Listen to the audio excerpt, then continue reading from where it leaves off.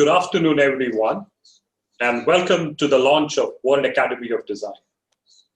A big thank you goes out to all the guests of honor today for being here for the launch of World Academy of Design. The dawn of a new era, an awakening of the senses, a celebration of excellence. Today, we are here to celebrate. Also, I would like to thank all the industry experts, jewelry fraternity, and all our supporters for supporting World Academy of Design. Thank you very much. As we move on, I would like to introduce you to the founder and managing director of World Academy of Design, Mr. Tarun Jain. Thank you. Welcome, everybody, and we are back again with you. Thank you, Tarun. Also, we have with us the co-founder and the CEO of World Academy of Design, Ms. Mahima Verma. Hello, everybody, and welcome to the grand launch of World Academy of Design. I hope you're going to enjoy with us today, and a big thanks to all the participants who have given us so much love and overwhelming response on the very first event of the World Academy of Design. And thank you to our guest of honors who are connected with us from different parts of the world. So thank you so much, and hope to see you again in the upcoming events. Thank you very much, Mahima. And myself, Ashish Sakardande, Director of International Affiliations and Marketing. So as we move on, I would now request Mr. Tarun Jain to start with the proceedings of the launch. On to you, Tarun. Thank you very much, Ashish, and I welcome everybody here today on this seminar. And this will be a launch of the Academy as well. And I hope that we will be able to give value to your time. We'll try our best. Now, first of all, I would like to thank our guests of honor, Mr. Nizar Mukhtar, and from Saudi Arabia. He's an eminent jeweler, gemologist from Saudi Arabia. Then I would like to thank Sheikha Sarkal, Ms. Sheikha Sarkal. She's also one of the eminent jewelry designer from Dubai. And then I would like to thank Mr. Mike, Mr. Marco, and Betty from Kenya. She's heading the association, Women's Miners Association from Kenya. And then I would like to thank Ms. N. Ong from New York and Philippines. She's an internationally awarded jewelry designer, and she has a showroom in the Asia Society Museum, New York. And this is, we would like to go ahead now and request one by one. I would first of all ask Sheikha to say a few words about motivational words for us and some views about the designers, so we can then move on to the launch and start with the seminar. Assalamu alaikum. Hello. Hello, everyone. Yes. Thank you, Mr. Tarun, and thank you, Ms. Mahima. It's such a pleasure to be part of this launch. I would like to thank all of you who are part of the World Design Academy team for initiating this platform and the programs and having me be part of the launch. Of course, I'm always glad to support my colleagues in the industry, especially those just starting their career in jewelry, being as a jewelry designer, a craftsman or woman, a gemologist. There's so much potential and diversity in such an industry, and seeing such a platform being initiated, I believe would tackle a lot of obstacles that one faces at the start of their career. I faced them myself, and most of these courses, which I believe will be introduced by the Academy, they were hard to come by in the UAE. But now, thanks to the advance in technology, communication software. So again, thanks to the advance in technology and communication software, we could benefit from these essential career development programs, which will be made available from the World Design Academy in the UAE to all participants from any part of the world. Again, I thank you for having me as part of the launch, and I hope all the participants will benefit from today's seminar as well as many to come. Thank you, Shekha. Thank you so much for your Thank you. kind support. Thank you.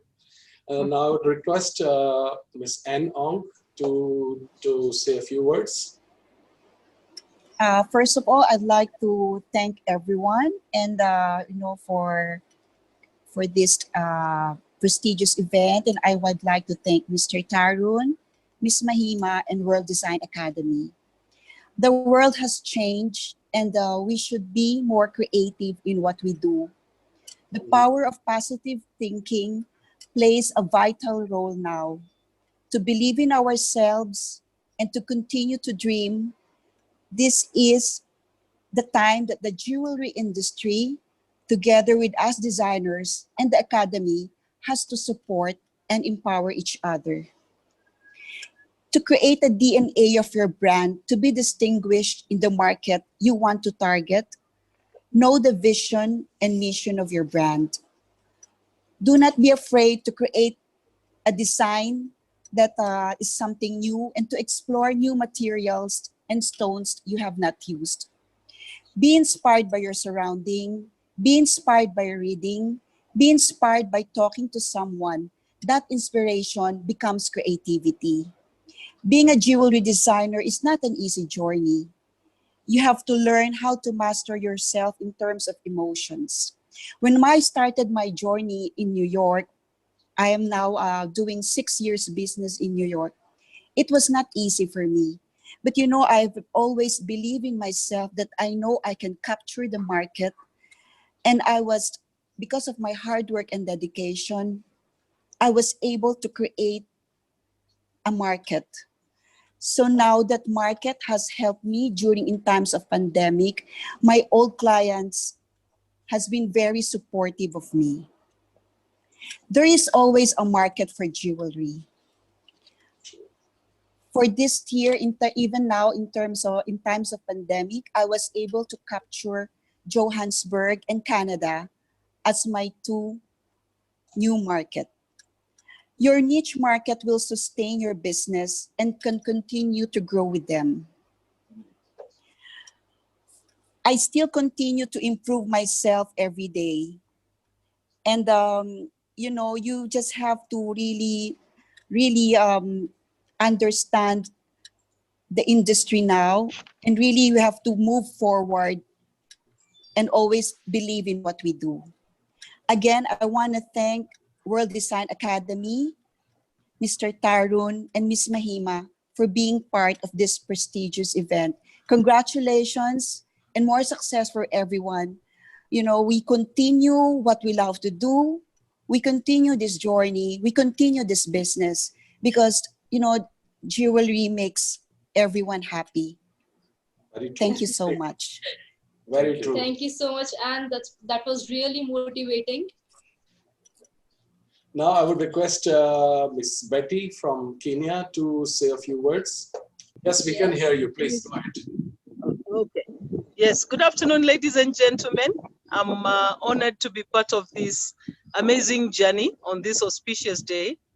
I'd like to congratulate Mr. Tarun and his special team at the World Academy of Design on its launch. Thank you very much, Mr. Tarun, for supporting our training in Kenya for women and youth. This partnership will no doubt transform our women into great entrepreneurs as we gear up towards the Africa Gem July 2021 in Nairobi. As Anne has said, there is always great room for improvement, and as she said, really there is always need for jewelry, because whether you want to please somebody, to say thank you, to say sorry, or just to remember a special occasion, jewelry is a very good way of communicating and adorning our most beautiful people to look that part. So being able to create and design the right pieces and adding value even onto clothes or whatever it is that you can do with each and every piece that you find, it is a transformation of somebody's life in Africa from one step to another. So we are really looking forward to teaming up with you people. And we are very proud of you, Mr. Tarun. You have done a fantastic job in offering us this opportunity to be able to train women. Definitely, we shall be better tomorrow than we were yesterday because of you. Thank you very much. With your support, Betty, we would like to give our support for the women in mining in Kenya and give them the training for cutting and polishing, give them training for designing, and we'll take it forward slowly one by one. But definitely, fantastic. We will give them a great support. We are so grateful. Thank you so much, Mr. Tarun. Thank you so much. Now, I would like to request Mr. Nizar to say a few words. Assalamu alaikum wa rahmatullahi wa barakatuh. Good afternoon, everyone. It's my ultimate pleasure to be part of this initiative event today. I think it's very important step achievement in the industry and knowledge and technology of jewelry sector. I would like to thank the organizing committee for the invitation, and it's my honor to participate in this event today. A region required such a jewelry design institution which can support the young jewelry professional with the required knowledge and technology, and we are very happy to support World Academy of Design. And I would like to congratulate Mr. Tarun, the founder of the World Academy of Design, and Mr. Mahima and Mr. Ashish. Thank you very much for this chance. Thank you. Thank you, Mr. Nizar. It's really an honor to have your support. You have been motivating us from last 2 years, and we look forward to go ahead with your guidance. Thank you very much. Thank you. Thank you. Thank you. Now, I would like to request our guest of honor also, Mr. Marco, to say a few words. Good afternoon, everyone from Vicenza, Italy. First of all, on behalf of Italian Exhibition Group, which is the organizer of Vicenza Oro and other shows around the world, including the Dubai Jewelry Show, thank you. Let me thank you to the founders and co-founders of this wonderful venture. So thank you, Mr. Tarun, thank you, Ms. Mahima, and thank you, Ashish. And I'm honored to be part of this ceremony. Well, we are living very challenging times, and I think never like today was the right time for strategy of changes, or change strategies. And you know, whenever you think about changes, you need innovation. But innovation is not just led by technology, but also by design of processes, design of products, design of business models. So there's no better time to launch your fantastic initiatives. So I wish you all the best to the Arab Design World, and I really looking forward to collaborate with you with the trade fairs and giving to you all the opportunity to grow and serve better and better the industry of jewelry. Thank you so much. Thank you, Marco. Thank you so much. I'm sorry I could not introduce you before. Mr. Marco, I would like to tell our audience, Mr. Marco is Director of International Exhibitions Italy, and the organizer of Vicenza Oro. So, and we look forward to work together.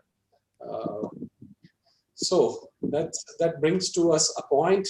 We would like to, with the permission of our guests of honor, I would like to start the launch, the start of the first course of the academy. Our guests can just, with show of hands, I would like you to. Thank you so much. Thank you, Mr. Nizar. Thank you so much. And I would like to now just share the launch video.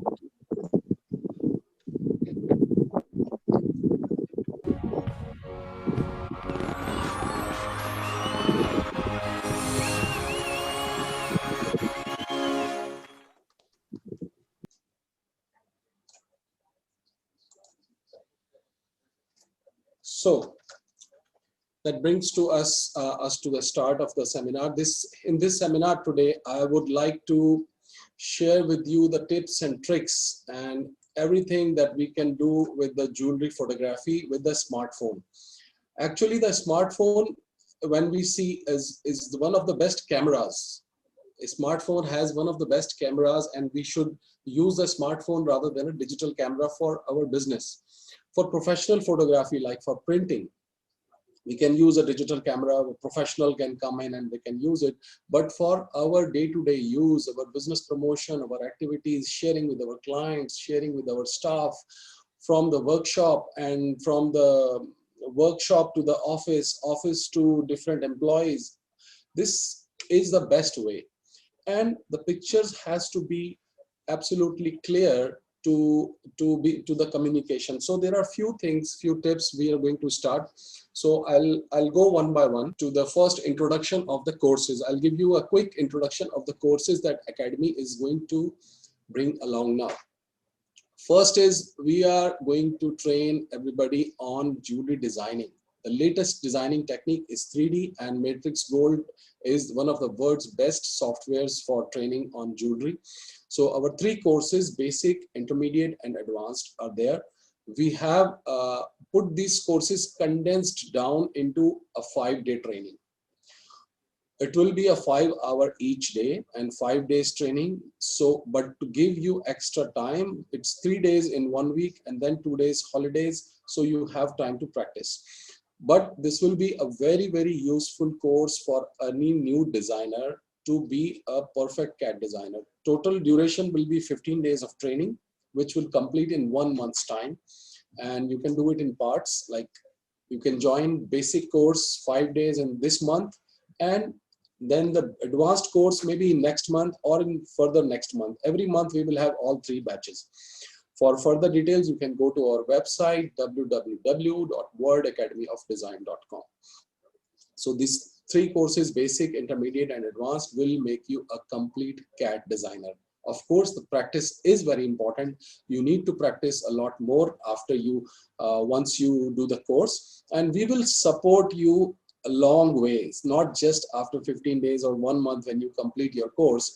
We will support you a long way to start getting work, to get employment, to if you have any technical issues during designing, for procuring the software, and to 3D printing, manufacturing, getting suppliers, meeting new customers. The Academy will support you all the way in 360-degree to develop your career.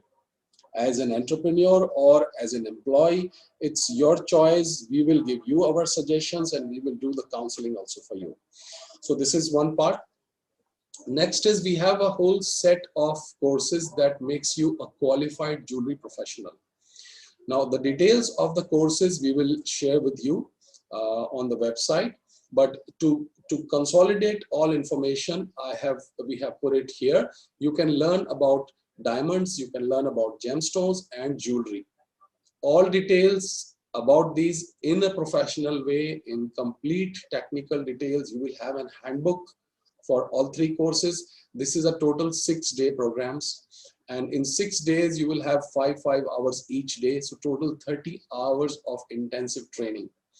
I would suggest every jeweler, every jewelry professional, you are in employment or you are in business, you are an employer or you are an employee, you should do this course, because this gives you an overall view of the jewelry industry.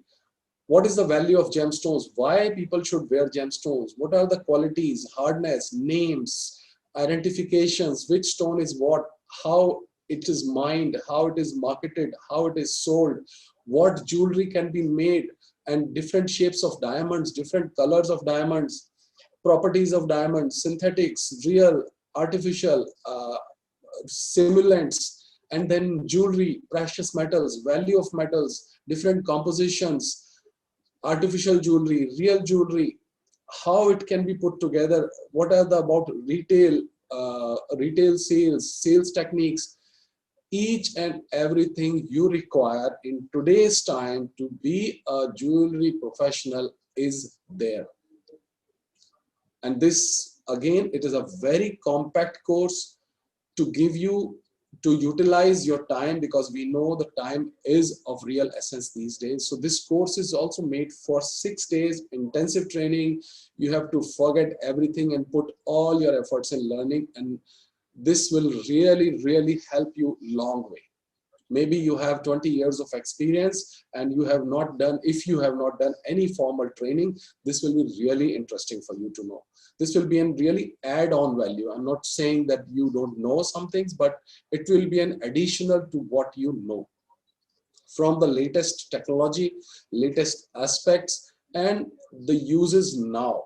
I'm not going to teach you about in this course about chemical composition of different stones, because that's not of use now.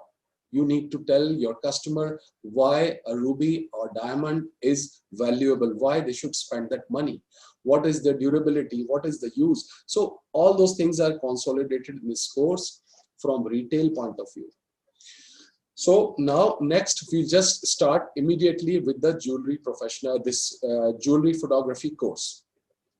Just to be sure, I want to take a pause for a second and confirm that I am clearly audible to everybody.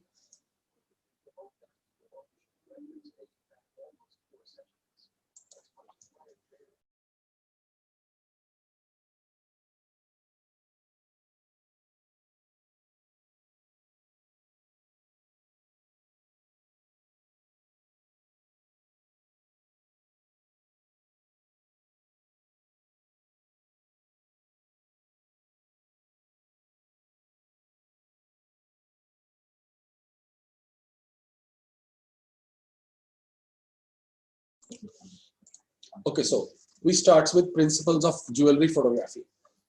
See, for photographing jewelry, although mobile phone is very simple to operate, you just point and click, but there are hundreds of things which you need to know. If you know, then only you can improve your photography. So I would say some principles we should understand. You can take pictures of these slides because this is a complete photography course. This is not just a simple seminar or workshop. This will be a complete jewelry photography course. Let me give you a view of all the slides so you can understand. First is principles of jewelry photography, and next will be our how you set up a smartphone photography table, like when you do a photography, what should be the direction.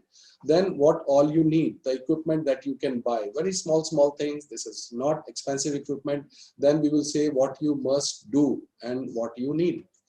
Then what are the, how to do a complete shooting, means right from step 1 to step 10, everything you need to know. It's a checklist. Then we will have how to shoot in the showroom light.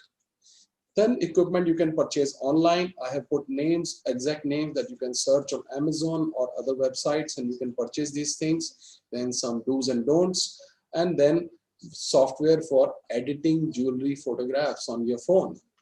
So this is the whole view of our seminar today. Let's start. We will do some live photography also for you. Let's start first of all with the principles. So while taking the photograph, you must ensure that you take the best view of your product. If you are taking a picture of a pendant, then see which is the best view, maybe from this angle, from top, or from here. Identify the correct angle, and then that should be your main photograph. Then capture surface reflections and lusters. Means if you can see in the picture, the lapis lazuli pictures have nice shine and the texture is there on it. So it is visible. You make sure your lighting, you have to move your light or maybe the angle of your object to make sure that the reflections are perfect. Then true color. This is very important because if the gemstones don't show the true color, the photography is not so useful. So daylight is the best light for photography. Let me tell you. Yes, daylight. No extra light, no flashlight, no yellow light. Only the daylight will give you the true color of every gemstone. Even the metal, yellow gold will look like yellow. Otherwise, whatever a professional photographer is doing by putting some extra lights, you must have seen they put 4 lights and filters and then temperature, then they control the light temperature, then how many K it is, then they test it, then the white balance. This all exercise is done to replicate daylight. Yes, you're creating daylight to do all the settings. So best is go in the daylight, sit near a window or in the balcony and shoot your product without any hassle. And this is going to be with your mobile phone. No camera required. And if you use your camera, you are going to go in high res. That's even better. So clear visibility of ornament shape. Sometimes we see that a product is photographed in a way like if you take a photograph of a ring from very close up, you can't make out it's a bracelet or a bangle or a ring because it's blown up. So your object should be clearly visible. Suppose it's a pendant, then the pin should be visible from the side that this is a pendant. Or you place it in such a way that you see what is the front view of it. Then we have to have the actual size. When we take a picture of gemstones or any product, if it is a ring or a bracelet, we know the ring size and bracelet size, so that there's no, you don't need there. But especially when you're taking picture of gemstones, you really need to tell what is the size. It's 1 mm, 10 mm, 20 mm, 50 mm. What is the size? So that is really important to show. Now we will next is how will you give you the actual size? How will you show the actual size of the stone? So for that, I will first give you a quick demo. What you should do is take your mobile phone and put your mobile phone on the paper. And you can just simply, can you zoom in the camera here? When you put your mobile phone on the paper, you can just simply draw a line around your phone, okay? Usually all mobile phones have same width. The length can be different, but width is 99% same. Once you put the lines, then you put all your stones in between these lines, right? Now you take a picture. When you take a picture and you send the picture, tell your client to zoom in to the edges of the picture and match it with the edges of your mobile. So when the picture is matching with the width of your mobile, they will be able to see actual size, right? We will do it later on and we'll see how it happens. But just to tell you the actual size, that's the best way. Or another way is to put an object which people know already, like a pen or a pencil, in the picture. If you put it next to it, take a picture, mind will automatically calculate, okay, this is pencil size, so this is the stone size. Or third thing is you can put it on your hand and then take a picture, then also a relative size can be understood. So these are the 3 ways you can give the exact size. Now, attractive composition is the next point. Means like if you see the picture on the right, on the screen, the bangles, some bangle is on the paper, some is on the pink. It's just made in such a way that it's looking attractive. So you have to place the background, you have to select a background which is not attracting your attention. Like if you put some very interesting design on the paper and you put your jewelry on top of it, the eyes will wander between the design and jewelry. So that should not happen. Here you see in both the pictures, the background is absolutely plain white, plain pink, and plain black. So what you are seeing is only the jewelry. So that should be the composition. And most important part, what you can see here, there is no logo.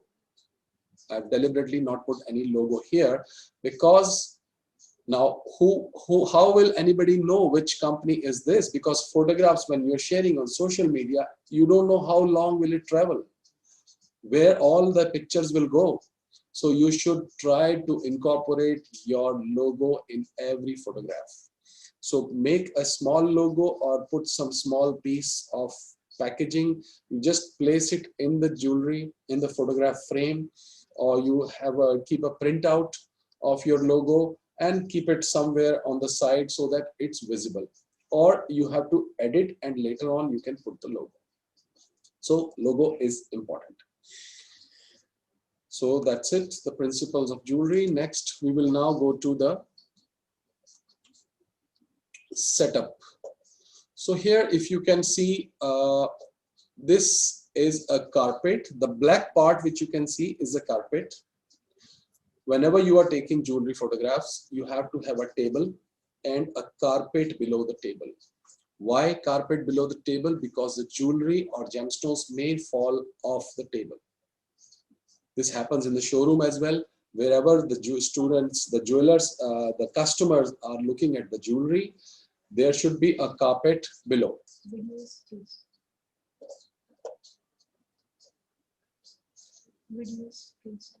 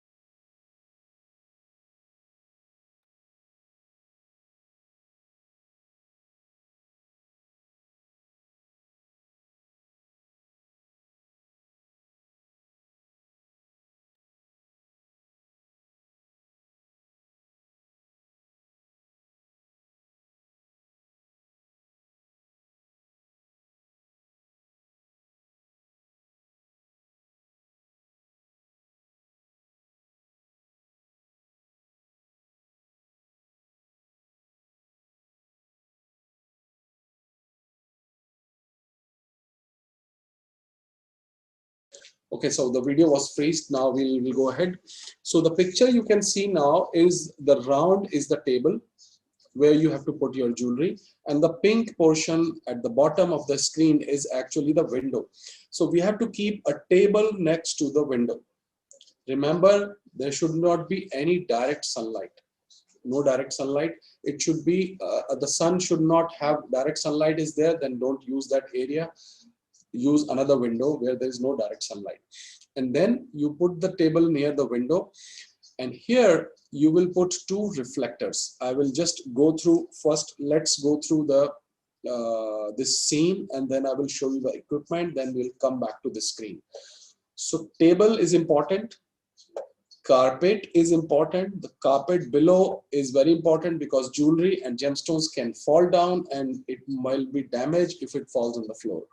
So it has to be a soft flooring around the table. A lot of people during photography have dropped their jewelry and they have broken the pieces. So carpet is important. Then you can see this 90-degree angle white line. This is actually a reflector. A reflector can be of simple white paper. It can be a simple white paper or a kitchen foil. A simple white paper you can fold and use it as a reflector. Just simply fold it and place it like that. Or you can use kitchen foil. I have used kitchen foil. If you can see it on my camera, this is the kitchen foil which I have folded, and we can make it a reflector. We'll use it later on, and then you will see it clearly. Now use your phone at 90-degree angle. So window and your phone are at 90-degree angle. Like this is the window, this is the camera. Place your jewelry and papers, whatever background you want, that should be placed. Now we'll go to the equipment. Let's see what equipments are there. These are few things that you need. you need a stand, a tripod stand, which can be a small stand like this or a big stand, as you can see. And there is a Huawei mobile tripod stand available online. If you see, it will be very easily available.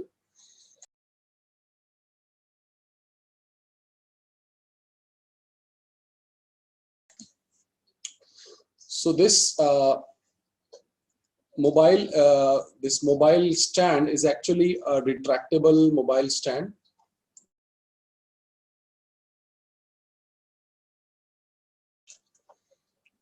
And you can press this Bluetooth button. You can connect it with your mobile phone and you can shoot. So you don't need to touch, because see, one important thing about photography is when you touch your mobile phone, when you press it, there is a slight movement. And in digital photography, the movement should not be there at all. That's why any stand that moves will not be affordable. Either you use a Bluetooth to shoot. You must have seen professional cameras, they have a big remote and they use it remote. They don't even press the button. If you touch the camera, camera will move. So this is one stand you can purchase online. Then crushed aluminum foil. You will need the aluminum kitchen foil. Just crush it slightly and unfold it. Then this is a very interesting thing called oil splash guard. It's an aluminum foil frame. It's this big, about 1 feet size, available online for kitchen. It's actually used for on the stove for kitchen so that oil doesn't splash off. But this is very, very good reflector for photographing jewelry, because it has got the foil, aluminum foil.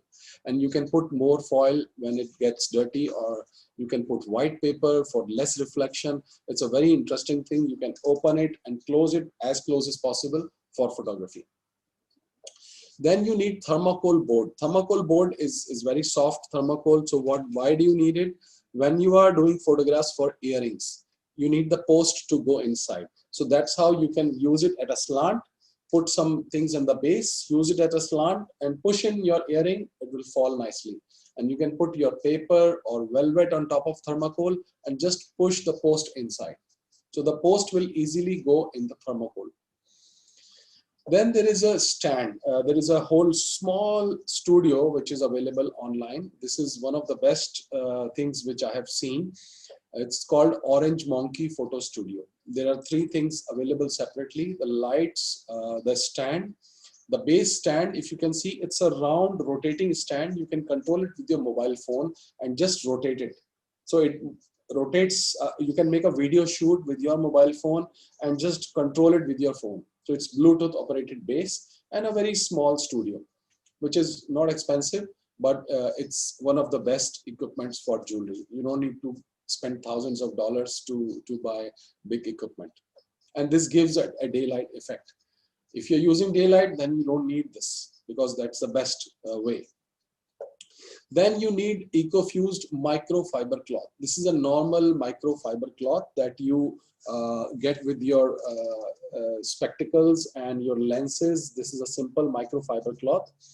You need to clean what you need to clean your specs. Same microfiber you will use to clean the lens of your camera. This is the most important thing. We use our phone all day and we touch our camera, and the fingerprints will completely spoil our photograph. So before any photography you do, I would suggest to clean the camera of your phone and also clean your jewelry. For cleaning the jewelry, this is it. It's called View Jolie Silver Polishing Cloth. There are other companies also. You can look for any brand, but this is the one which I saw. It's available online, which is also with some chemicals. If you can see black portion on the cloth, this actually takes away the oxide from silver or metal surfaces. It will take away the fingerprints, the greasy part, the oxidization part from the jewelry. So we have to clean the jewelry and then take the picture. Next is we need a super white shade card paper. So take normal white paper. When you buy a photocopy paper, you can look for an art paper or photo paper. So photo paper is actually shiny on one side and matte on the other side. So if you buy the photo paper from the market, supermarket, just fold it simple straight paper, make one fold, back fold, and open it. So this becomes a tray, and this tray is actually used for keeping stones and very good for photographing stones. I will explain it later to you.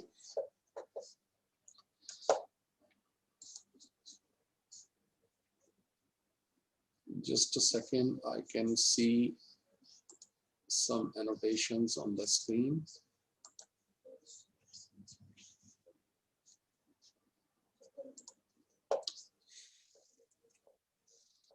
Okay. So now next is you need a blue tack. Blue tack is actually a clay, glue kind of a clay, which we put under the rings to make them stand. Like if you're taking a photograph of the ring and you put small quantity of blue tack, your ring will stay straight, and you take a picture and then later on you can edit that portion. If you're taking a side picture, if you're taking a top view, you don't need to remove it. Okay, so we come back to our previous slides. This one. Here you can put the reflector. You can create a reflector or you get a ready-made reflector. Put your jewelry here, hold your camera on the tripod or by your hand. But remember, if you are holding by your hand like this, your elbow should rest somewhere, both elbows, and then you hold the camera. But that's the last resort. First thing is you should use a stand, or you should use a big tripod stand as I showed you the picture, or you should use a stack of books. Put 3-4 books and place the camera on it, put your jewelry underneath, and you will be able to take sharp pictures. Because the sharpness of pictures depend on stability of the camera, the movement, and the light, amount of light. For light, higher the light, better the picture. But it does not mean that you can have direct light, because the light we use in our house, in our office, is a direct light. Direct light creates multiple reflections and a lot of colors are absorbed. When colors are absorbed, you don't see the true color. That's why we use diffused light. In sunlight, when the direct sun is not there, the light is automatically diffused. That's why the daylight is the best for photography. Okay, so now let's go to the next part. What you need for the different work. First of all, as I told you, we need reflectors. We need aluminum foil. We need white paper. We need Soft Studio. This is the Soft Studio, which I told you, Orange Monkey is the company. It's available. Otherwise, if you say Photo Studio, you will easily find this particular design. Then this is a reflector. You can make it with normal cardboard. You can paste white paper. If you do regular photography, make it on a cardboard and keep your props ready. Or you can put foil on a paper also to use it. And then this simple crushed foil will be really good to use. So simple crushed foil reflectors will be really interesting to use. I will show you how it works magically. Now, accessories for jewelry. For jewelry specifically, you need blue tack to glue the jewelry in place. Then you need thermocol board to put the earrings and even to pin a necklace. If you are going to take a picture of a necklace on a slant, you need to pin. To stop your necklace, you put all pins, and on the thermocol board is the best way to do it. And you need a polishing cloth. See, all the gemstones and jewelry will have fingerprints. And with our naked eye, we can't see the fingerprints, but camera, the mobile phone camera is very, very high resolution. So it shows the fingerprints when you can zoom in the picture. When you take a picture, you crop it, you will easily see the fingerprints. So it's always good to clean all jewelry and gemstones before you start taking photographs. Now we have accessories for gemstones. In this, you need shade card, as I showed you, this one. Then you need a locking tweezer. Tweezer will have a locking system, so you put your stone and slide on, so it will catch the stone, and then you can keep it, place it straight anywhere untouched, and take your photographs. So that will be easy to use.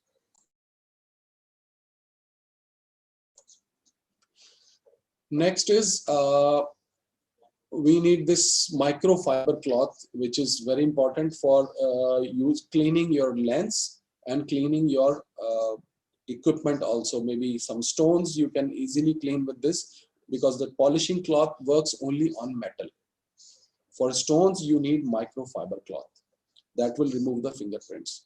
And if you are using if you are photographing jewelry, then I would suggest to wash your jewelry.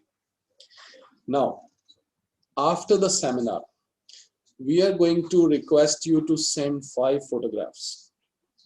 And you have to first, that's why I'm saying, first of all, if you are taking photographs of your own jewelry, just take off your earrings, your rings, and wash them. Now, how to wash them? If you see the picture, toothbrush, you don't have to wash the stones from the top, because top is always clean. You have to wash your stones from the back and the sides. That's where the dust gathers. So you first dip it in hot water for a little while, not very hot, just normal warm water, I would say, for a little while, and then clean it with liquid soap. Don't boil any of your jewelry. Don't put very hot water, because that depends on what stones can take heat, what stones cannot take heat. So just to be safe side, take warm water and then keep your jewelry for 5-10 minutes in the warm water, then take it out and wash it from the sides and the back. If you wash it from the sides, you will see the shine of diamonds. And once you dry it off, then you clean it with the polishing cloth. Polishing cloth, you need to clean the metal, and with this fiber cloth, you clean the gemstones. And then you do not touch. You hold your pieces like this. If possible, buy some cotton gloves to handle your jewelry while you're doing photography. So this is next part. We will request you to send pictures of your 5 photographs, and then we will give you our feedback on your pictures. What is wrong, what is right, what is good, what is bad, what you should do, what mistakes you have done, and what better you can do. And then we will issue you a certificate. If you submit 5 photographs, we will issue you the certificate with the corrections suggested. And also, don't forget to clean your mobile phone.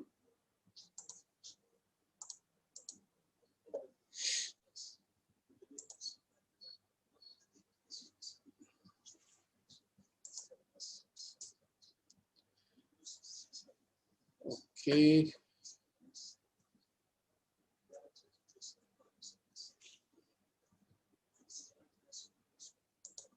I've just disabled annotations because somebody has touched the screen, so you can see the lines.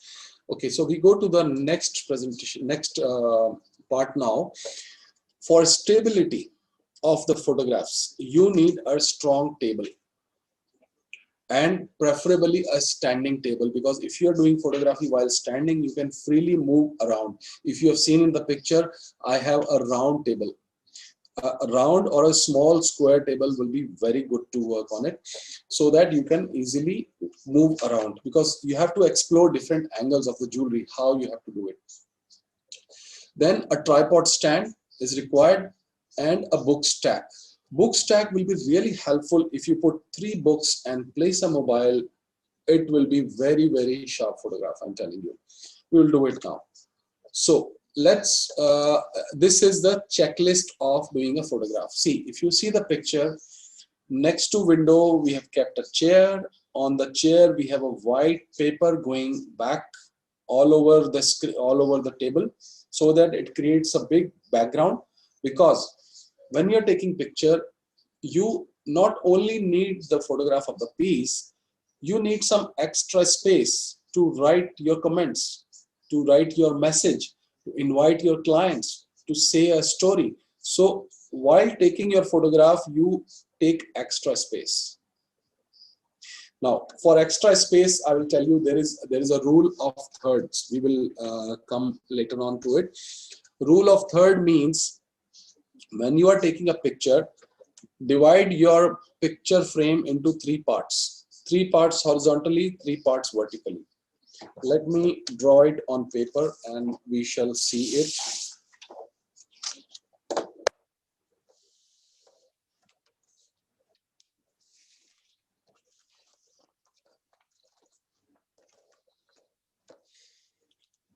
suppose this is the frame of your camera.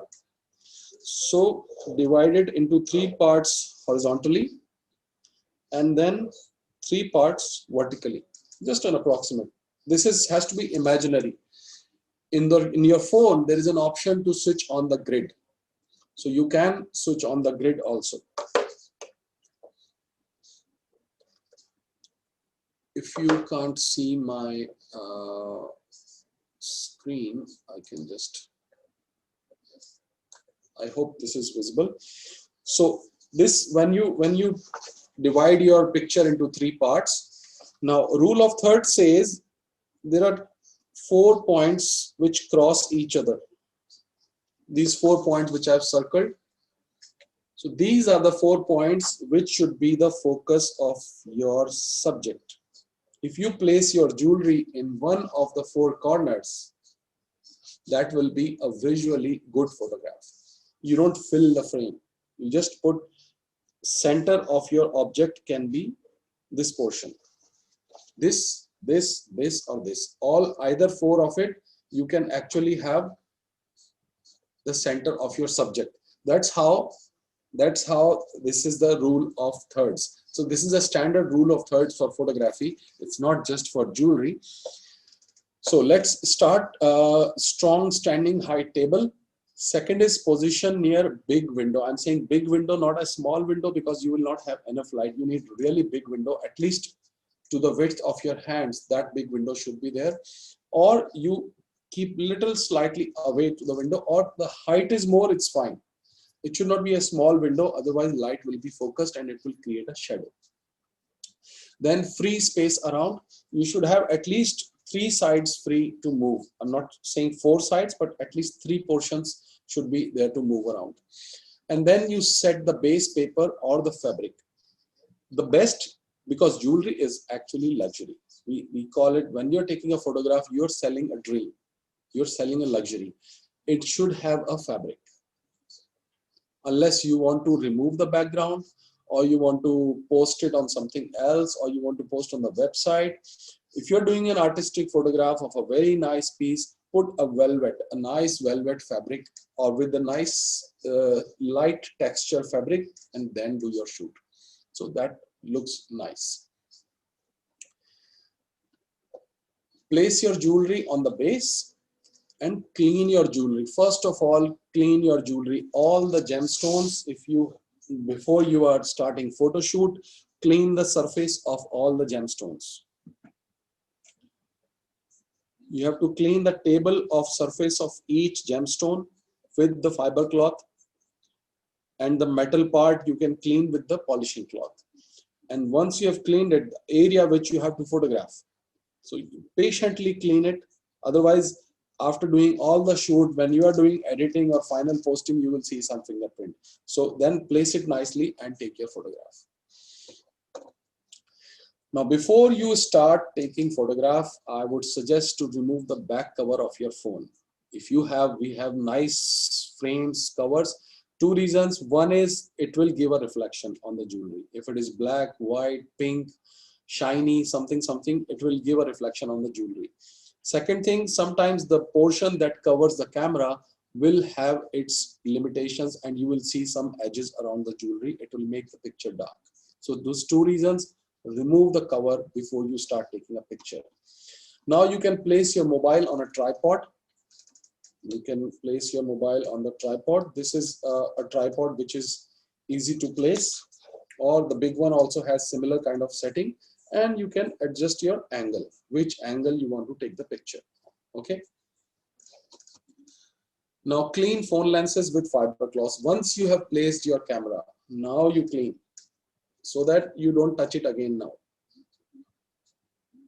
Clean. Now next thing you have to do is check the memory of your phone, because when you take a picture on your phone, it will go to main memory. If you have memory card, then I would suggest change the options, because there are options in the camera. You can change pictures default location to the memory card, so that you don't you don't get run out of space. So that is important. you should first choose where your pictures are going and choose what quality you are going to take. We will now connect the camera and see about how the quality is done. Let's do all these things one by one.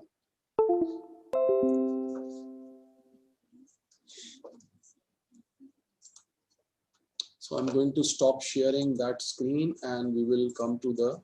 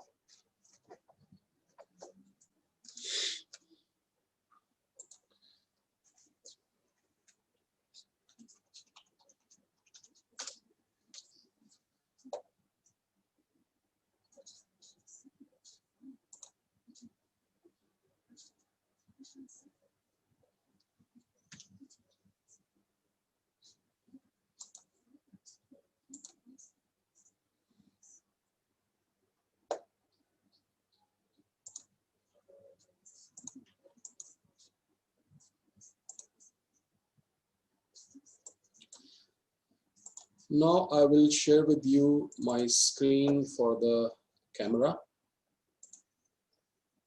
Okay. So first of all, we will go to the settings. If you can see, there is an aspect ratio. So if you see, the second one is 1:1. This will be like square picture. For Instagram, you need a square picture.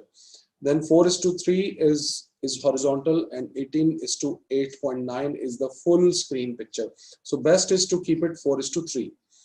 Then you can, if you go down, there is a priority save on memory. At the bottom, you can see priority save on memory card. So some phones which have memory card, I would suggest to switch it on. So all pictures go to memory card. If there is a picture on, if there is a space on memory card, you will not run out of space on the main memory.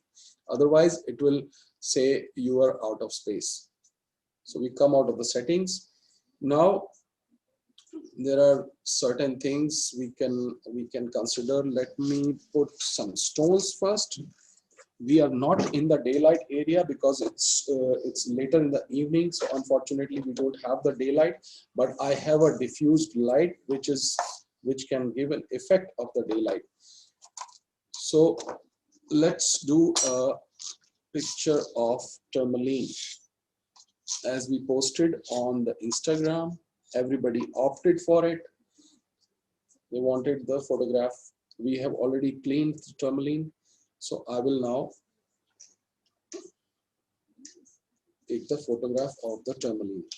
So let me show you different types of reflectors that I have created. This is the one which you can actually use for the base, first thing. This will give enough light around your piece.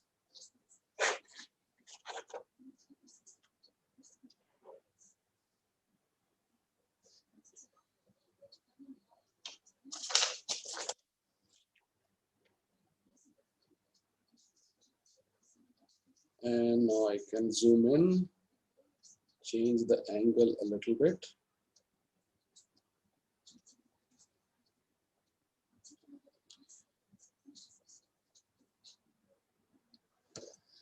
And you can place, now placing the tweezer will help you in two ways. One is you are giving a reference of the size of the stone, because everybody knows, our mind actually, our unconscious mind knows what is the size of the tweezer. So the moment you put tweezer, we know what is the size of the stones. And imagine when the tweezer is not there and it is zoomed like this, you don't know what size it is. It's 1 carat, 2 carat, 3 carat. So putting tweezer will actually first thing show that you are working professionally. Now, if I put it here, it will create a shadow. So I'll put it here so it doesn't create a shadow. And then I can select my frame. So I will just manage things around my frame. and then place my tweezer, move my camera.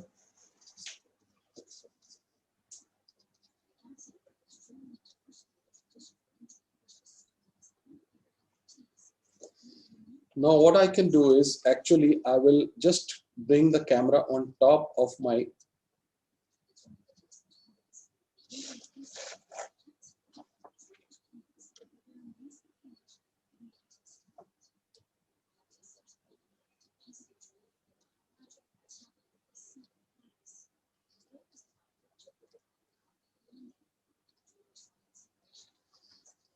on the top of the stones, almost on the top.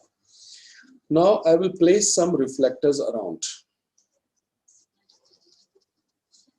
Can you see the movement of light in the picture?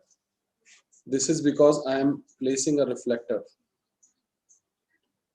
This is a foil reflector. And you can see the light has increased in the stones. Now I gently press the button. Really, you have to do a feather touch.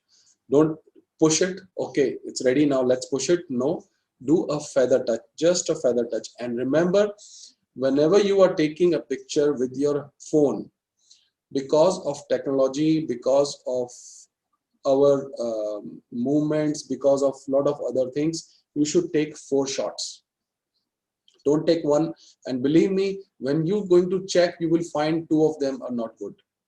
Either they are blurred or the color is different in same setting. You don't have to change the setting. See, 1, 2, 3.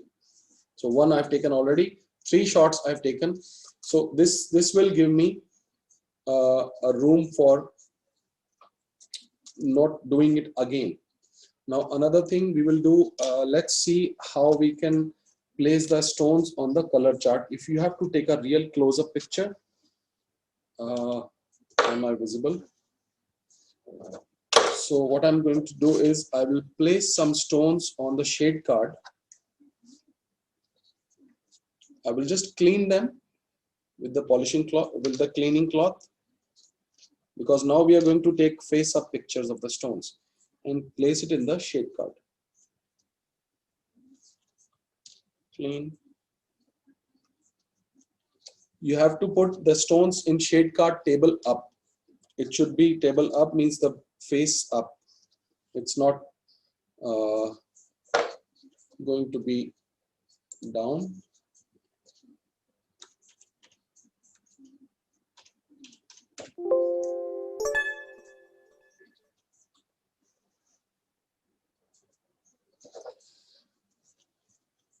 Let's put just 4 stones and try taking a picture. These are multicolor tourmaline. I wanted to show you the true color.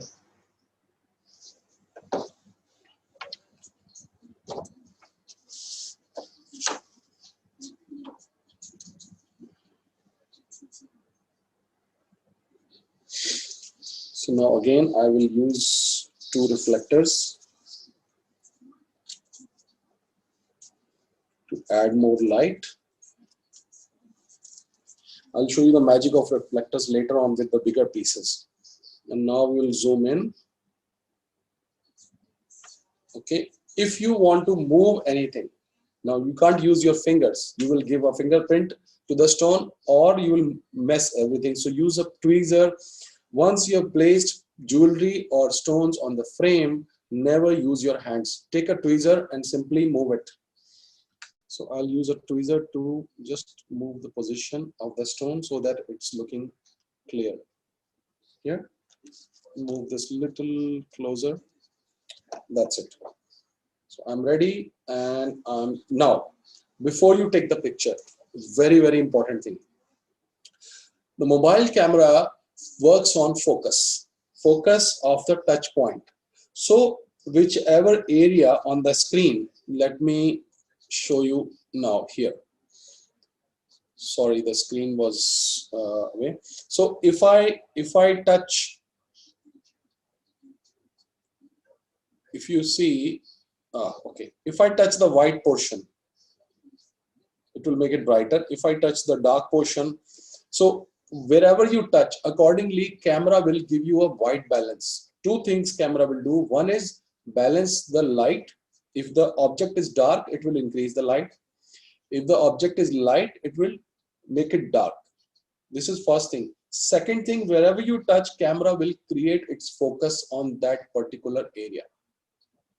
So you have to make sure where you want to focus. Now in this portion, I want to focus on my pink stone. So I will touch my pink stone, and now I will check all four are still in focus. So that's fine. I will go ahead with it. Once again, I touch, and one, very lightly I'm touching. 1, 2, 3. Now let's take another angle just to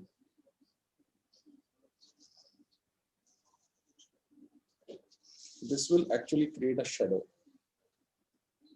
So I'm going to zoom into only one stone. Now this has switched to a macro camera.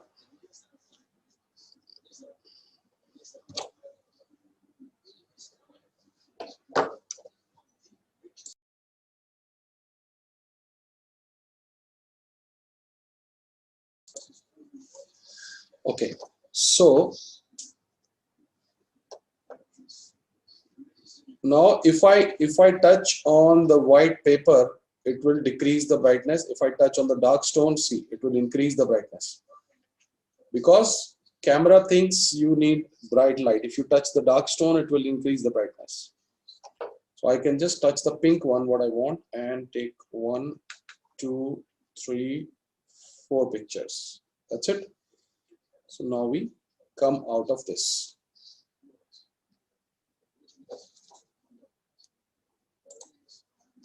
Let's now go back to our presentation. I'm sorry.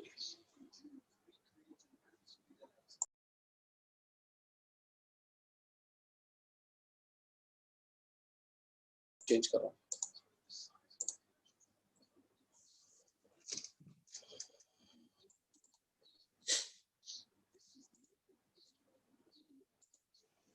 So coming back to the presentation, let's go to the procedure, what we discussed.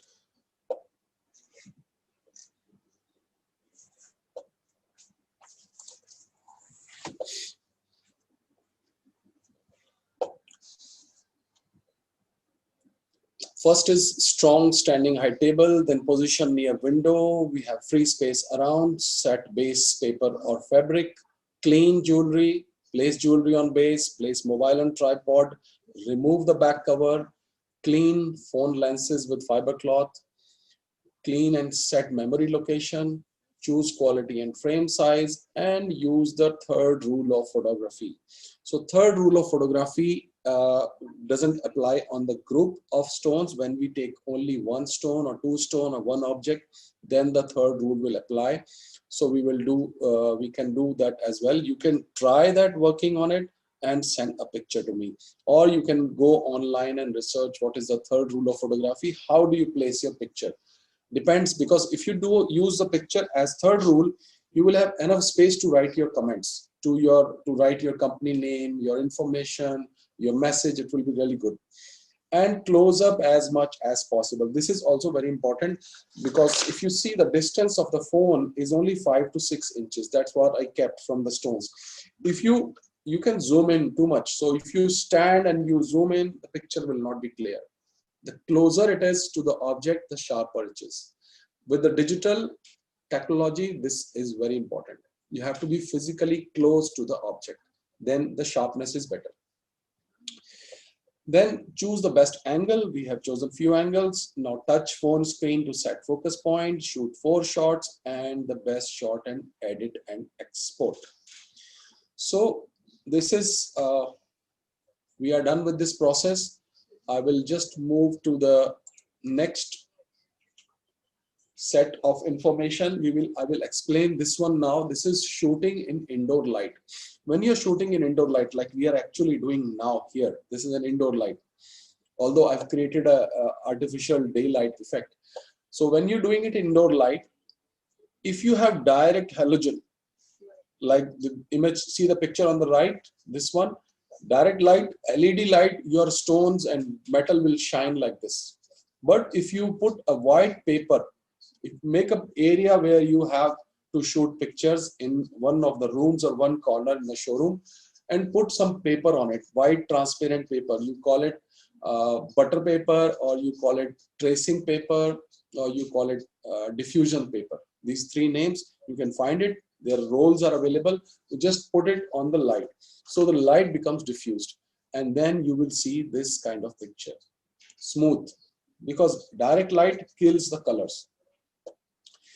Now, if you want to make a studio in your showroom, then you can use the lights but put diffusing paper in it.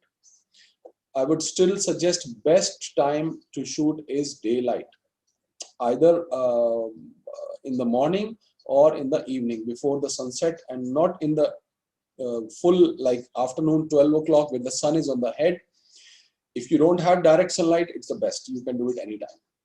But before 5 p.m. is the best time. Before 5, the light is enough. So all your jewelry shoot should be done in daylight. You see the difference. No matter what professional says, if they are doing with professional camera also, get it done in the daylight and see the effect. So first thing is, in the showroom, if you have a staff, like I said, your training, your sales staff or the designers, they should select a counter where there is light, enough light, at least 1 or 2 lights, but not directly under the light. Take a 60-degree angle, either right, left, or behind, whichever way. You can move. Don't be under the light. Just step away and focus yourself. Suppose I'm standing here. The direct light is here. So I will move to the right and turn my object like this, so that light is coming to my object from here. Not, my shadow should not be there. It should not be behind me. It should be front of the photograph. Choose best direction to avoid shadows. That's what I said. And then set base with folded velvet. Put some folds in the velvet and place it nicely. So when a customer also comes in, they say, I want to send picture to my daughter, to my sister, to my husband. So keep a velvet cloth ready. Whenever a customer wants a picture, don't put it on the glass counter, because they will not care for it. They will just put it, take a picture and send it. The person will not like it. Take out that small piece of cloth, give 1 meter by 1 meter or just half meter piece of cloth to all your salespeople. If the customer wants to take a picture, ask them to take it out, place the piece on it, and then take a picture. And prefer a medium color, not very light color, not very dark color. So a medium color will balance automatically, because you cannot teach customer how to take photographs, or they don't give you hand over your phone. Especially in Corona time, you can't touch their phone. They will take their own pictures. Otherwise, we prefer that we ask them, give us your phone. We will take the picture. You wear the jewelry and then you send it. But that's how it has to be now. So clean jewelry and place on fabric immediately. Take out the polishing cloth, clean it, and tell them, now you take the picture. So these 2 things should be ready: your cleaner and your velvet in the showroom.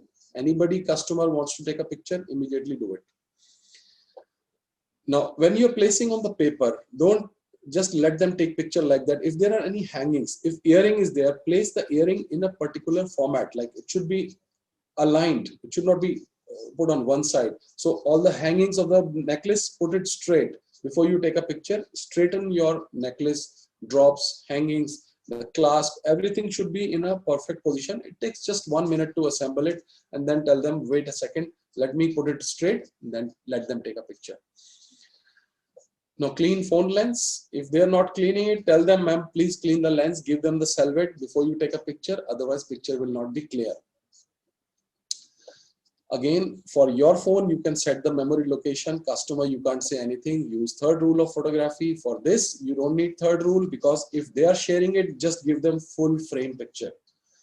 3rd rule only applies when you are using photographs for promotion, for social media, for putting a message, then you need. To place a reference object is very important when you are taking pictures of even a necklace. It's better to put a coin or a pencil or a pen next to it, so that people know, okay, this is the size. A pencil is the best thing, which doesn't distract much. Coin doesn't look nice. although manufacturers always use a coin. So they put the coin next to the piece and then they send the picture.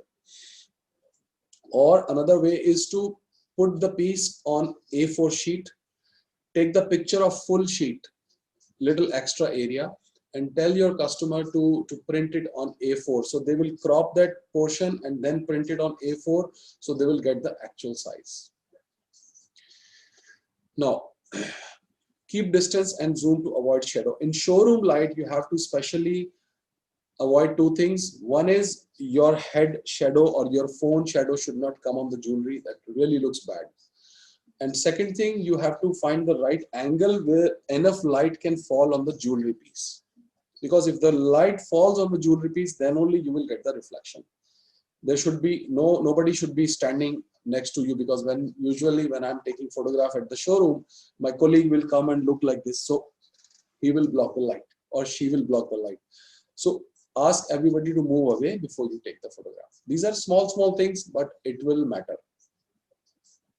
Then again, touch phone screen before taking photograph, touch the screen, take 3 shots, and then you can send it or share it. So now we'll come to the portion of this we discussed before. Still, I will just, you can take a picture of these things, equipment you need to purchase, and then you can go for it whenever you need to do whatever you can find yourself. Now, some do's and don'ts. First don't is when you are taking a photograph, don't shoot against the light.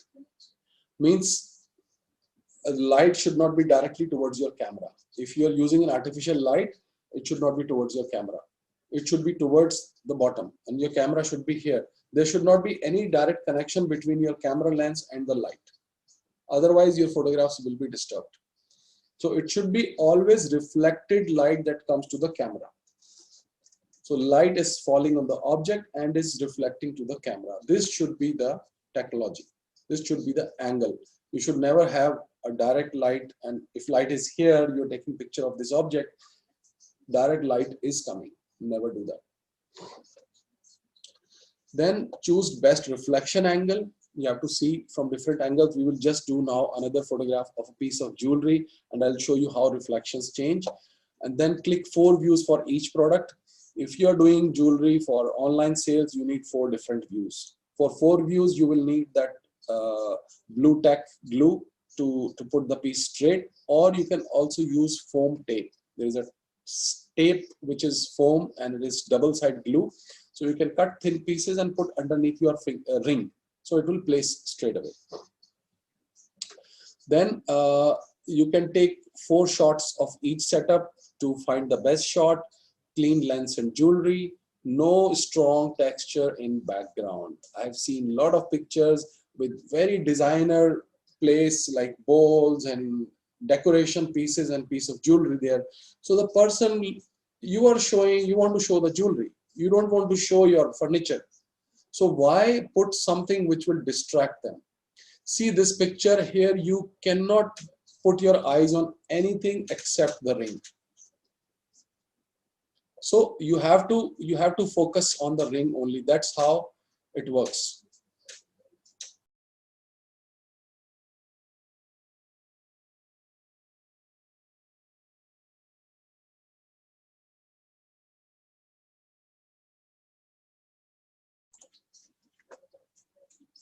And there should not be any distracting or strong color at the background, and no distracting objects around. So this is simple do's and don'ts. We try to think, let's put, this is looking very nice, let's put it next to the picture, but then anything that distracts the attention from the piece is not good. Customer or the viewer will always start looking at that piece and they will not admire the jewelry, the beauty. Okay, so first of all, we'll take a new picture. This is the name of the software, which is called Snapseed. You can go on App Store after we finish this seminar. Don't go now.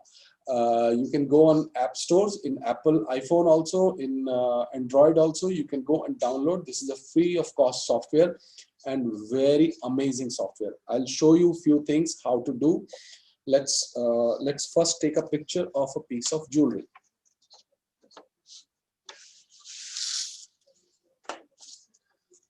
So what I will do now is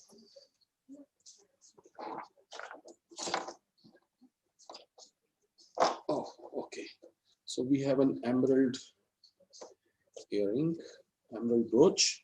I will put it here, and I will switch on connect my camera, my phone. I'll just stop sharing. I will share my phone now.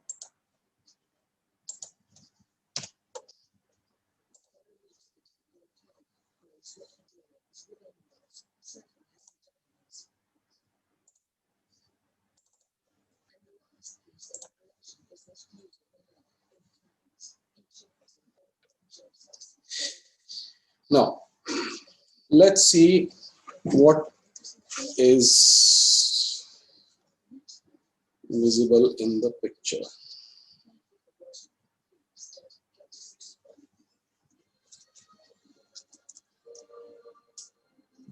First of all, this should face you because you are taking the picture. Now, you can see the piece is dark.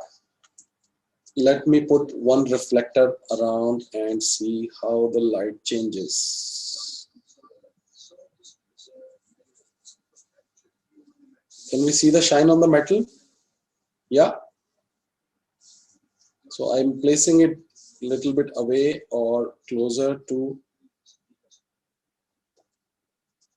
So my metal is now shining.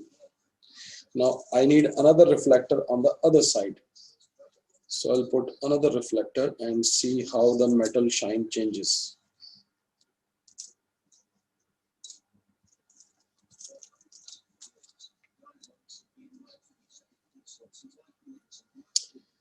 Did you see the difference? Now I'm touching the stone to get the right reflection for the stone, and let me zoom in a bit more. I want to focus on the diamonds, so I'm touching on the diamonds now. Touching on the diamonds will actually make diamonds look sharper. If I touch on the stone, you can see that small square that gives you the focus, and it also balances the light.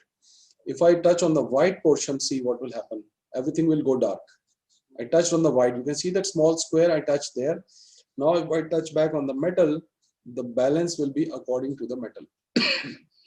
So I press 1, 2, 3, 4. 4 shots, and I'm done. Remove this.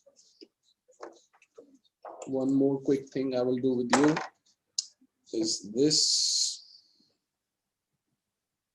Let's have a photograph of an emerald piece. It's a 100 carat emerald. Okay, let's do the quick sizing also. Suppose this piece is here, it's dark. I will put a reflector here. I will put a reflector here, and we will have enough light for it. I'll touch the portion to make it bright, and we are ready to go. So I'll take this picture. 2, 3, 4. Now we will look at this picture. Looking at this picture, can you actually make out what is the size of the piece? Nobody can tell. This is 1 inch, 2 inch, 3 inch, 4 inch, half inch. What is the size? Now what we will do is we will place it in the drawing that we made. Just a minute, my phone needs to verify me.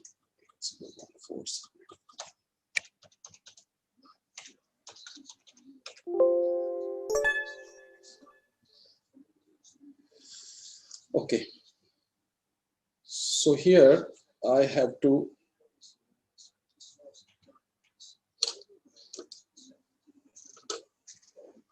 stand up, hold it in my hand. I have placed this into, now I have placed the pendant into the box, right? I'm applying some filters to it.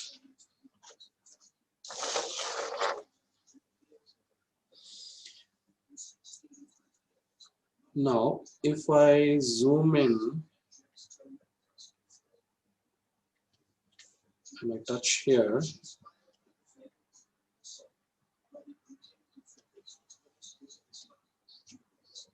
I take the picture. Now, when I look at the picture, I can edit it, crop, save.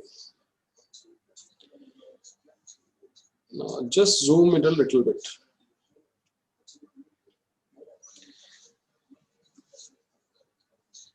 You can see actually it's the same size.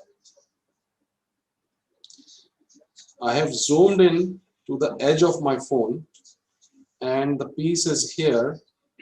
You can see it's exactly the same size. This is how the picture will be actually the same size. Okay, now we go to the editing of the software. Editing in the software.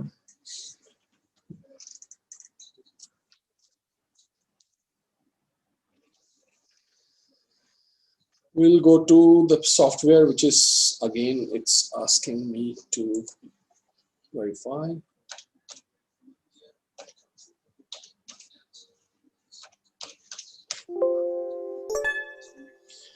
Okay, so we are going to the software Snapseed. Now, as I said, I will share with you the link to download the software also on the email address and your numbers that we have, registered numbers. So whoever responses back, we will share with you this connects for downloading the link for the whole book, a manual for the software, for this software, how to operate it, how to use all the tools, and also to share your pictures. You can share 5 pictures that you will take now and we will issue the certificate for it. You have 2 days time, like tomorrow and day after. Take pictures in daylight and then send it to us. So I will first start with editing of, it will say select the picture. I've selected the picture. Let me show you another picture. We say open and we go to the drive. So we can select a picture. Now, first is styles. So in styles, as you can see, it will show different options like morning.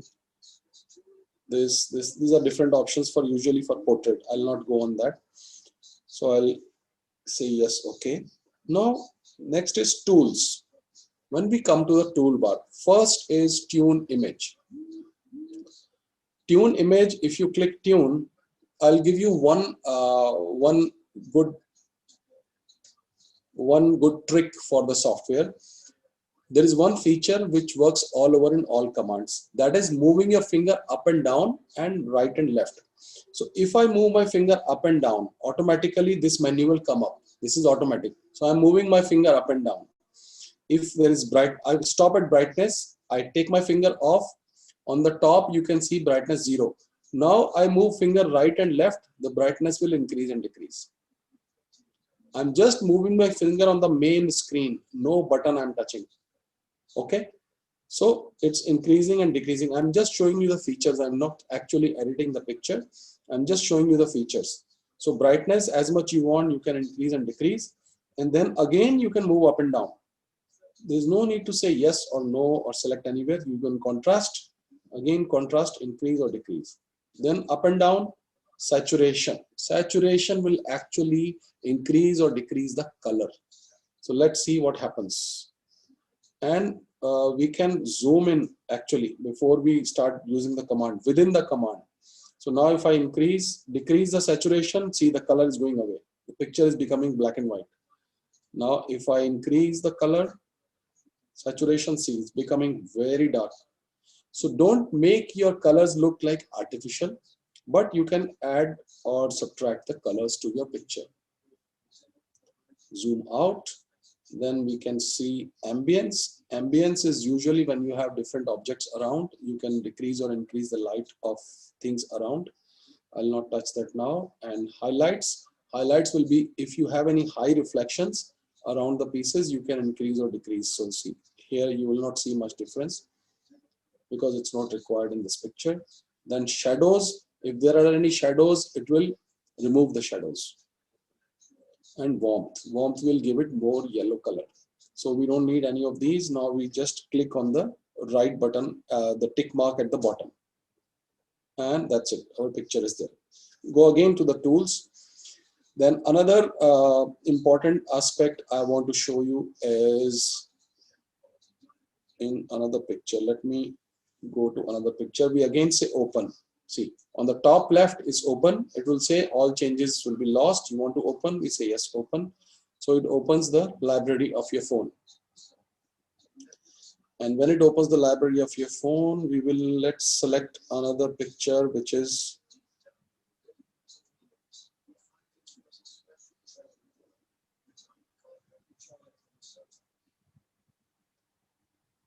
let's take a picture of one necklace set.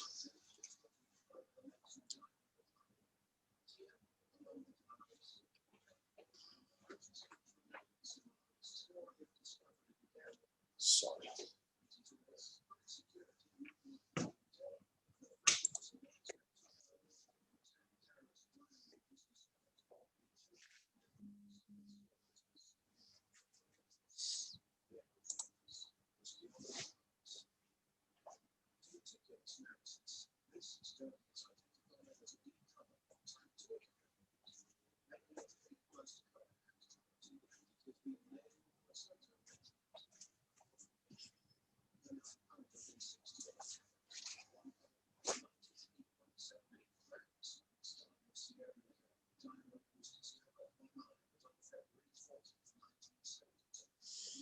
Yes, please. So we have a picture now to share with you.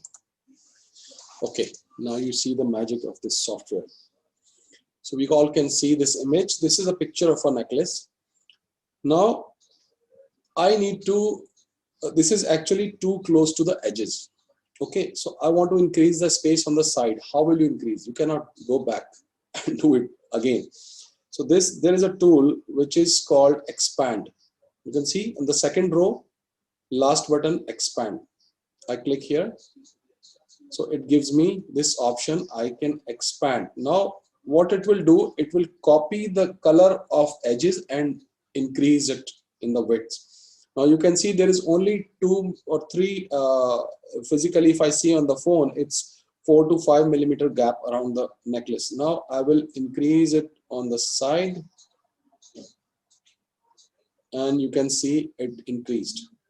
Now I'll increase it on the left, little less, it has increased. On the top, it's increased. At the bottom, increased. See, so we have enough space now.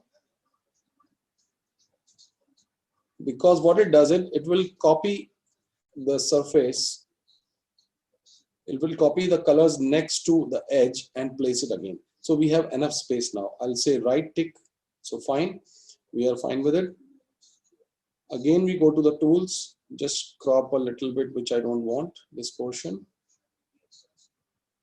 Now, I want to change the perspective. Sometimes in our showrooms, we take a picture from an angle like this, and then we want a straight look. So similarly, it can straighten that perspective. Let me show you in perspective if we go. So it can change up and down, right and left. What will happen if we move it up? It will put it on a neck. See.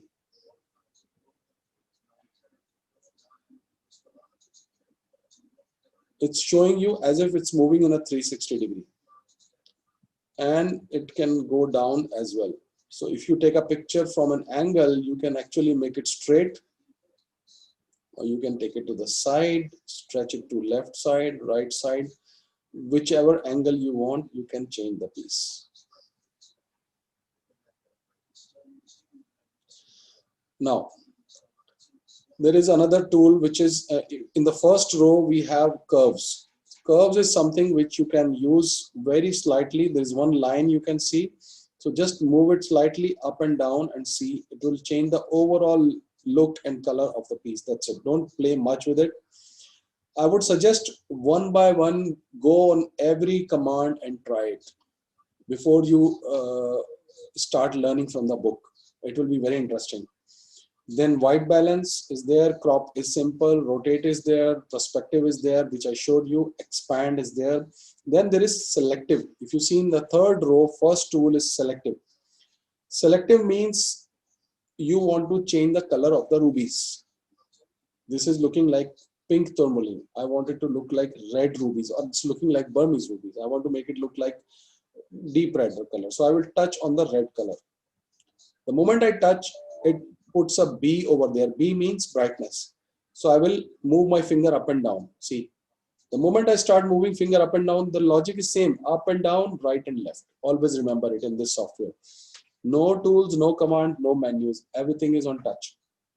So I will go to saturation because I want to change the color. So I will go on the S, right? B is brightness, C is contrast, S is saturation, and last S is structure. Structure will be affecting the sharpness, so we don't want to go there. Only the saturation. Now we are on S. Now I have to move right and left because it says saturation 0 on top. If you see saturation 0, now you see how the color changes of the rubies. If I'm reducing, going left, see the rubies are becoming dull. But if I go right, the rubies are becoming more brighter, more brighter. See, such a strong color. This is now becoming fluorescent. So actually it's increasing the same color. Now I'll say right. So we have dark rubies now. And if you want to see what changes you do, let's go back to selective. I'll show you one more trick.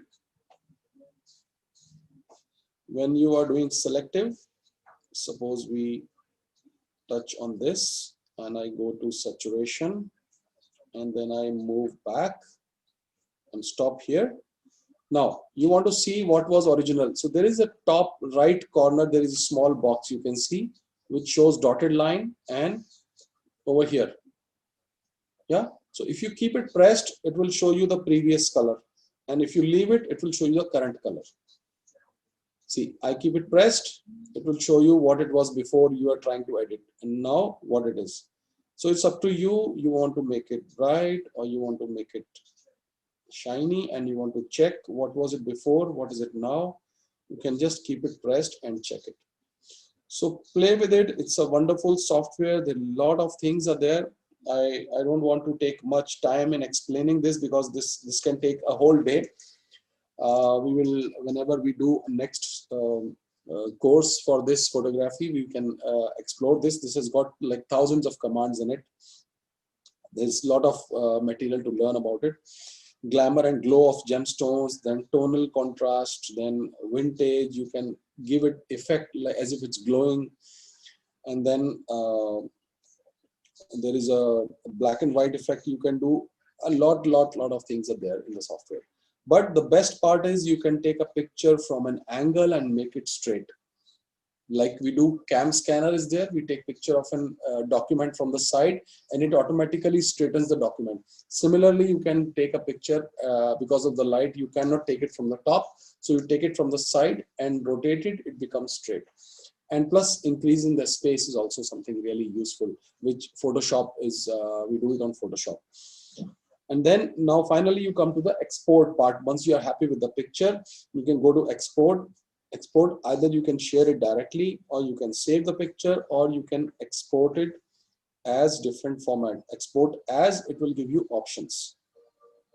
So different options in exporting, or you can, it will save. If you say just export, it will save the file and from the memory you can export it. So it becomes a high resolution image.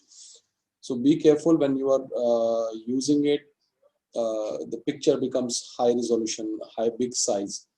But you can really do a close-up and do the editing of the pictures. And now I would like to open the house for some questions. If our viewers today have any questions, you can unmute and ask any questions if you have. Now, important thing, after this is complete, we are going to share with you on your email a link where you can upload the photographs take 5 photographs with your jewelry, whatever jewelry you have, wash it, clean it, place it in the daylight tomorrow morning, afternoon, in the daylight, and take your pictures and share with us. At least 5 pictures. If you want to share more, we will be happy to give you a feedback on your pictures. How are they? What you can improve? And if you want to share, you have any questions, you can share on the email. We would be happy to reply. And then we will issue you a certificate. On the link, there will be a form. So you fill your name exactly as you want on the certificate. This will be a jewelry photography seminar participation certificate from us. It will be World Academy of Design certificate. So it's the first certificate from Academy. So if anybody wants to ask any question, you're most welcome. Hi, Tarun. Can I start? Yeah, Farha, please. First of all, thanks, Tarun. Really informative. And my question is basically for the size of the gemstones, when you have like multiple gemstones in a packet and you're trying to click a picture. Yeah. So you draw the outline of your phone and then you put all the gemstones inside that outline, and then you zoom. Do you zoom it to the outline, or you click the picture and then you crop it to the outline? You can take the picture from outside the outline also, but the person who is viewing it, ask them to zoom in to the edge. Okay, but it works the same way if you actually take the picture and then crop it according to the phone outline, right? Yeah, yeah. If you crop it to the phone outline, then you don't need to give any information, any how to zoom it or zoom it. They will automatically come to the edge. Okay.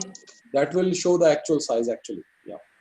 But Okay, then sometimes what happens is if the length of one phone is long and sometimes they have small screen, then the picture will show small. So it's better you tell them match the width of the picture, because width of most all the phones are almost same. Only the length is different of the screen. So tell them to match the width and they will see the actual size. They can even measure it with the millimeter gauge. It will be so accurate. Okay, thank you. Thank you. You're welcome. Thanks. We have about 200 participants today. Hello.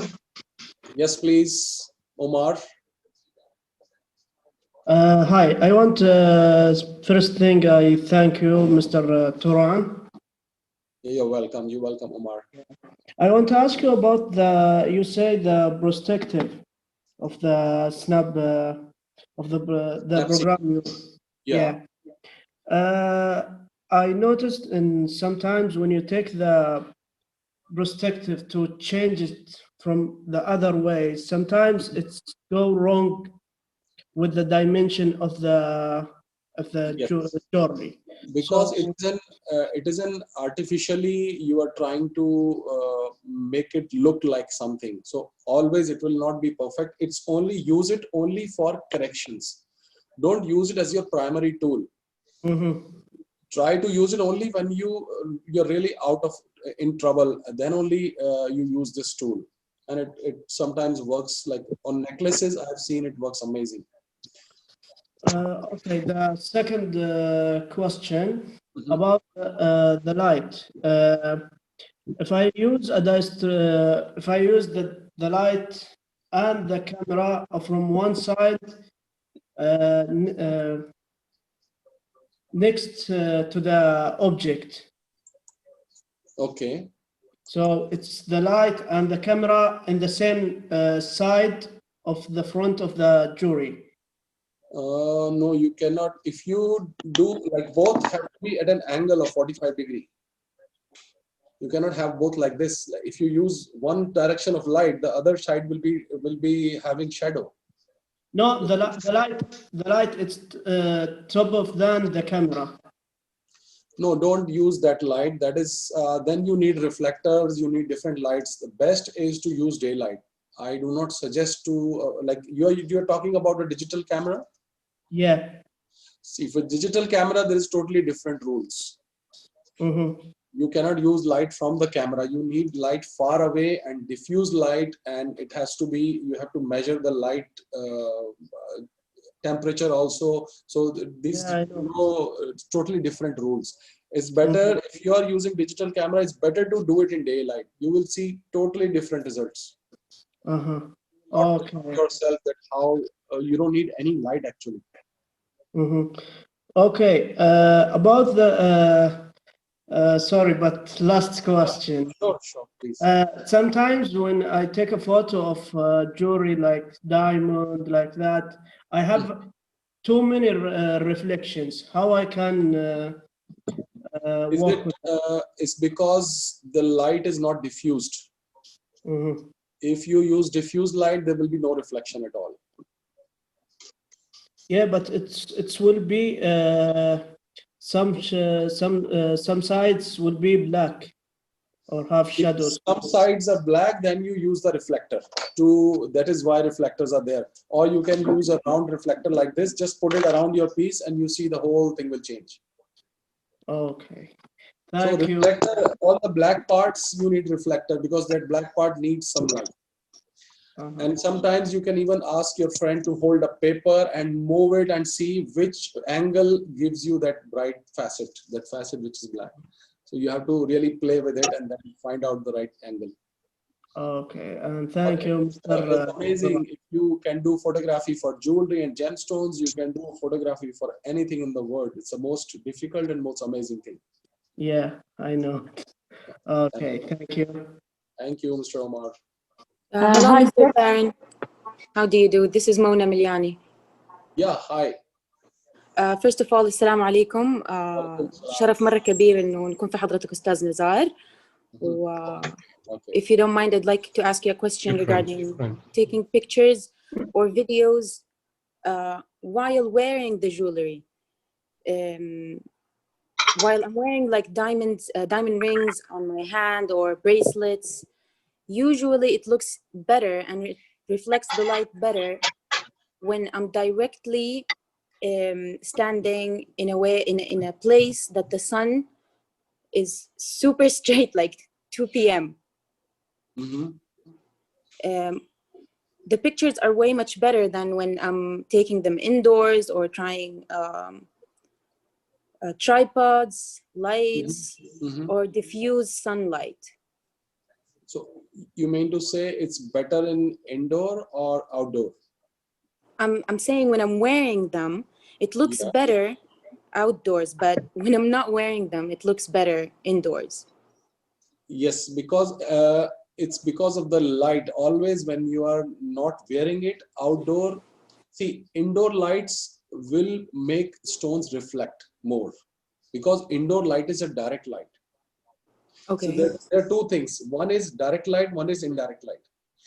In outdoor, when you are in sunlight, you are under direct light. It's same as indoor. But when you are not under the sun, means direct sunlight is not coming, then you are in the diffuse light. That is good for photography. For looking and admiring, you need direct light because then there is a reflection. Our eyes have much stronger lenses than camera. So our eyes can diffuse the reflection and see the beauty. So for reflection and beauty of jewelry, you need direct light. But for photography, you need diffuse light.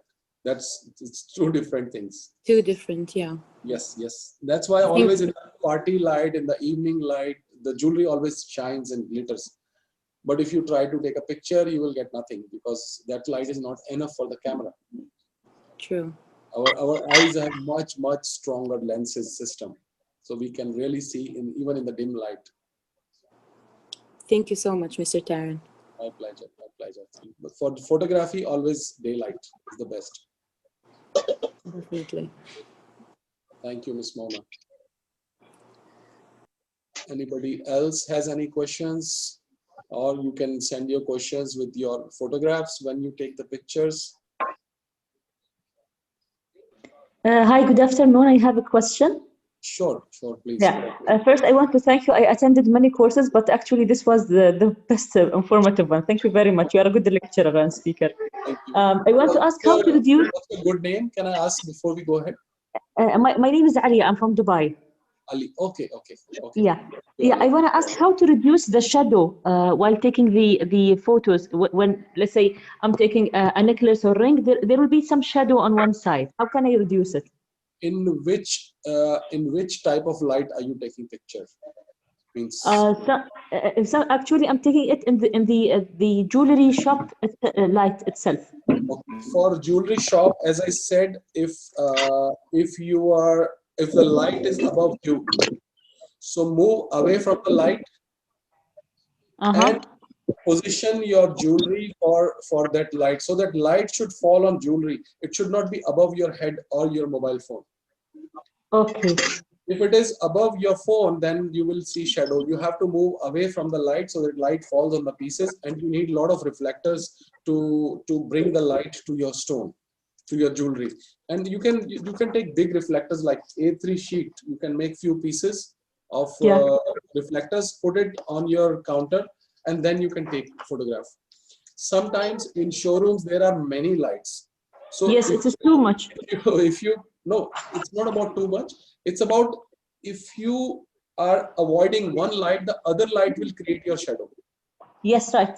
Some lights are always behind you. So you try switching off some lights, or you find that portion where there is no light behind you, or just a few lights behind you and more are in front of you. When there are more lights, you can go on the customer side and try that portion where you put a table. So all the lights are on the showcase. So you put away and keep the jewelry so that light is there coming from that side. Behind you should be minimum light or no light.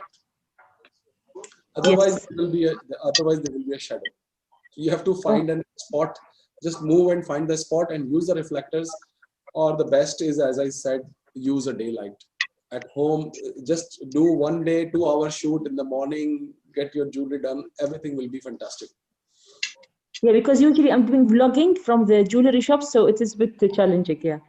So you can, if you can try that. If you don't find it, then you should try switching off some lights. If you have one switch for like more lights, then electrician can change the switching. Like you can control 5 lights with one switch, 5 lights with one switch. Then you can actually do photography. But if everything switches on at one time, then it will be difficult because some lights will create shadow. Okay, thank you very much. Thank you. Or there is one small light. Can you take off this light? There is one small video light that is available in the market that you can put like extra light you can put on your table, so that those lights will actually remove the shadows from behind.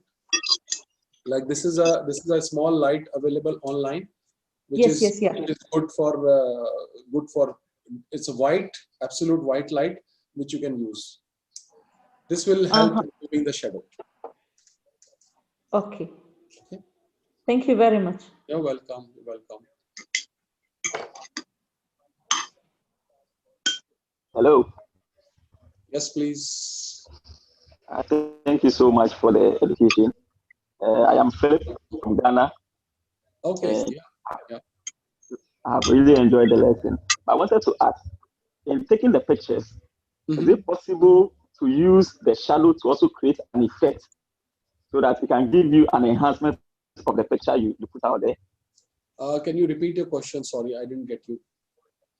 If you try to take the picture, if you want to enhance the surrounding, is it possible to use the shadow to create an effect so that it could come out well, to bring a different approach?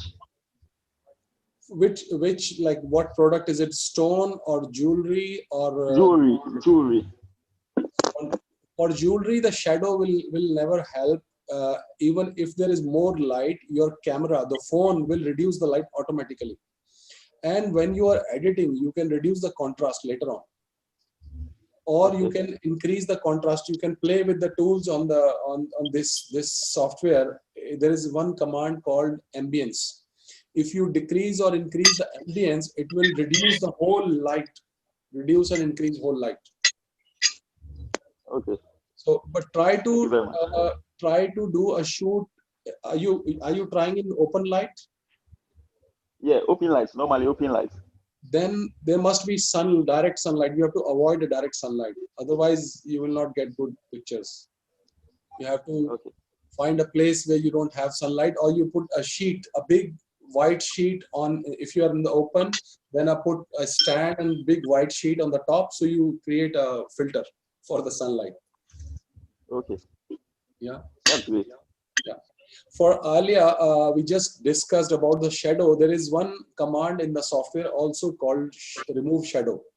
The command's name is shadow. So you can try with that. It will remove a lot of shadows from the piece. If it's a strong shadow, it will not be able to remove, but the light ones, it can really remove the shadows. Okay, thank you very much. Yeah, you're welcome. Yes, hi, can I speak? Yes, hello, sure. Yes, I'm Fatima Abdi from Saudi Arabia. Hello, Fatima. Congratulations. I hope to be one of your students. I'm so excited, inshallah, in the academy. Thank you so much. And I'm gonna ask about which better, if I have a piece of jewelry, if it's yellow gold or white gold, should I put a dark piece like black